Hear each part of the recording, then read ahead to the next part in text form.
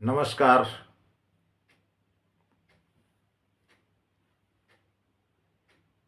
चंद्र ग्रहण शरद पूर्णिमा को है।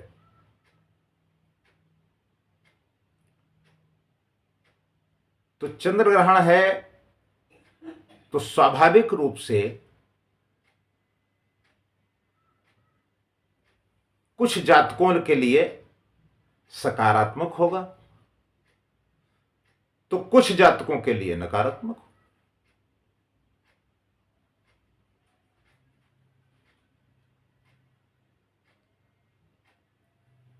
और जो लोग ये कहते हैं कि हम वैदिक व्यवस्था को नहीं मानते, यह एक खगोलीय घटना है, ऐसा नहीं है कि उनके जीवन में इसका दुष्प्रभाव नहीं होगा। होगा, उनके जीवन में भी इसका दुष्प्रभाव, लेकिन वो अपने को समाज से भिन्न दिखाने के लिए इस तरीके की उल्टी सीधी बातें करते हैं। और जो लोग ये कहते हैं कि विज्ञान ग्रहण की घटना को नकारात्मक और सकारात्मक दृष्टि से नहीं देखता है, उस तरह के लोग भी फोन करके हमसे पूछते हैं कि गुरुजी इसमें क्या होने वाला है।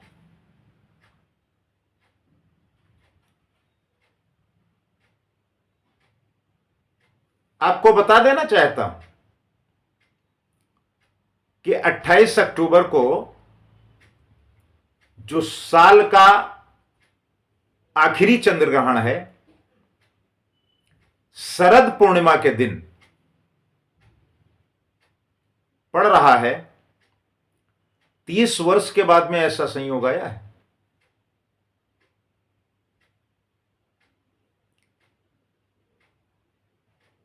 तो इसका कुछ विशेष ही महत्व होगा हमारे जीवन में। इस बात को आप निकाल दीजिए कि इसका कोई सकारात्मक या नकारात्मक परिणाम नहीं आएगा।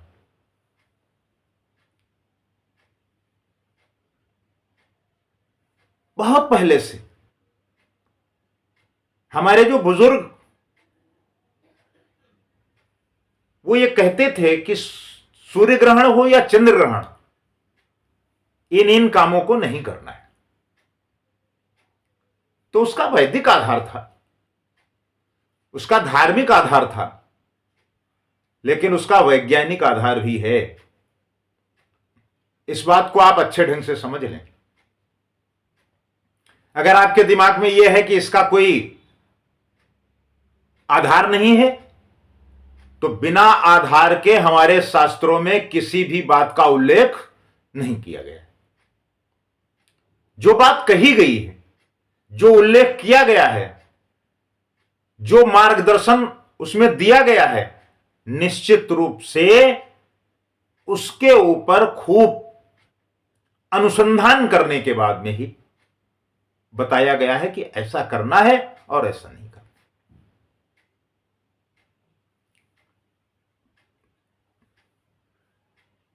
तो जो अद्भुत संयोग बन रहे हैं,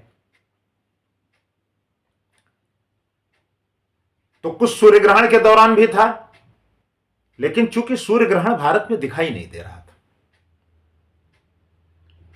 इसलिए उसका सूतक काल भी यहां नहीं माना गया। और चंद्र ग्रहण भारत में दिखाई देगा, इसलिए उसका सूतक काल भी माना जाएगा, और उसकी नकारात्मक और सकारात्मक ऊर्जा का जो दुष्परिणाम आएगा उस पर भी विचार किया जाएगा।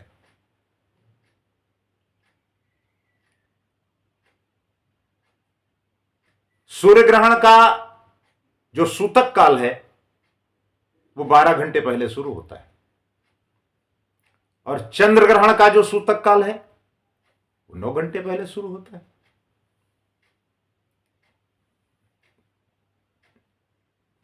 सूतक काल में बहुत सारी चीजें वर्जित हैं।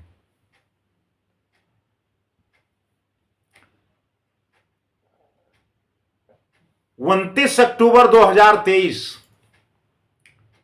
को रात 1:06 से शुरू होगा और 2:22 पर समाप्त होगा।